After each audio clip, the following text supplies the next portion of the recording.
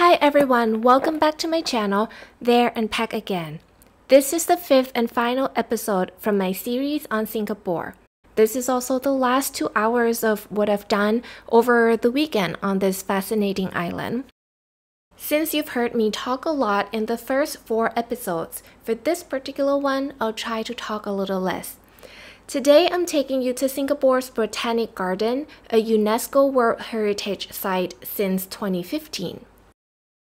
To get to the Singapore Botanic Garden, you can either take the taxi, the Grab, or the MRT. There are multiple MRT stations that get you to the garden itself.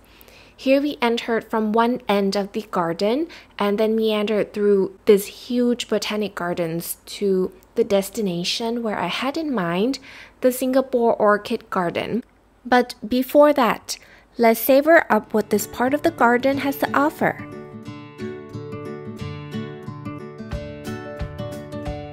Along this part of the Botanic Garden, there is a lot of open space where people can come to jog and do other workouts. There are a lot of wild chickens, like birds, but chickens overall. There is also a family of otters which like to cross the street in the garden. We also found a black swan floating on the lake, as well as people doing their thing, running, commuting, walking their dogs, etc. Inside the Botanic Gardens stand an opera house. It's a small one, but it was built so that if an orchestra were to play in front of it, the sound will echo all around the area, just like you would hear in a theater. Right next to the little opera house also stands a Chopin statue playing his piece Polonaise in F-sharp minor, Opus 44, for his audience.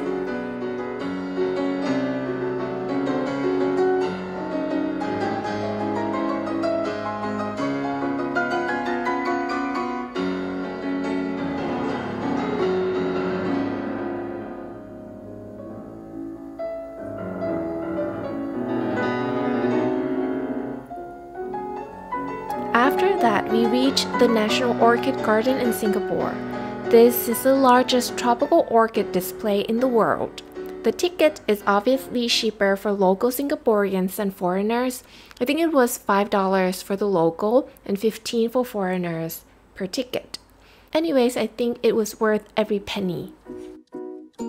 The National Orchid Garden is quite large, and you could easily spend 2 hours here enjoying the orchids, but we had only about an hour, I think.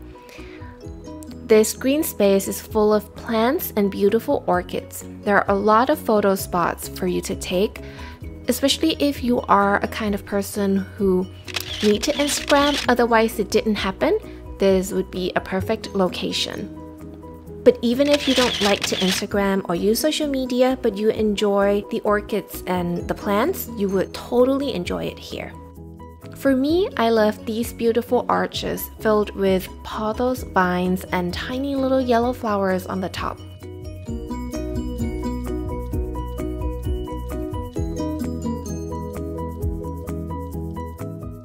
We walked past the mist house where they kept everything humid for the plants, as if the air was not humid enough on that day in Singapore. Thankfully, I found a cool house where not only it was really cool, but it was also really cool. Anyways, there are a wide variety of orchids that enjoy colder climate, like the ones in the mid-latitude or the temperate zones. So the air conditioner was necessary, and it was just perfect for these orchids, as well as for me to cool off. So I really happily spent a good amount of time here.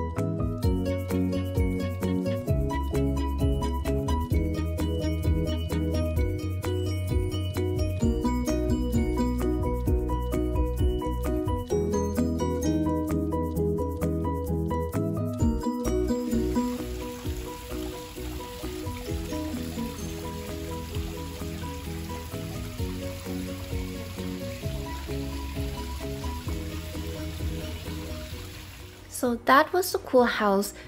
There was a beautiful waterfall, rare species of orchids, especially these huge white and pink and purple ones. Exiting from the cool house, we now entered into the center of the mist house, where my glasses now got literally misty and foggy. We then entered into the celebrity garden, where the orchids are named after celebrities all around the world. From all around the world, these celebrities would fly here to see the new breeds of the orchids named after them. There's also this beautiful pavilion for you to actually learn about the orchids and the area for you to walk around and just enjoy.